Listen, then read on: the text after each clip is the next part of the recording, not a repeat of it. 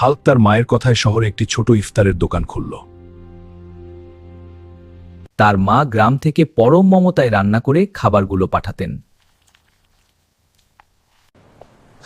Look at this place. It's ridiculous. কিন্তু শহরের মানুষ তাকে অবহেলা করে পাশের বড় হোটেলেই যেত। হতাশ হাল্ক দোকান বন্ধ করার কথা ভাবলে তার মা তাকে ধৈর্য ধরতে বললেন। হঠাৎ একদিন এক ইউটিউবারের সব টাকা হারিয়ে গেল। সে খুব ক্ষুধার্ত ছিল। এই, তুই এখান থেকে দূর হ। আমি কিছু হতে হয়েছে। পাশের বড় হোটেলটি তাকে কোনো সাহায্য না করে তাড়িয়ে দিল। এদিকে আয়, আমার মা শিখেছেন শুধু তোকে ফেরাতে নেই। ওয়াও, দেখতে দারুণ, অনেক ধন্যবাদ। আর মজা কর।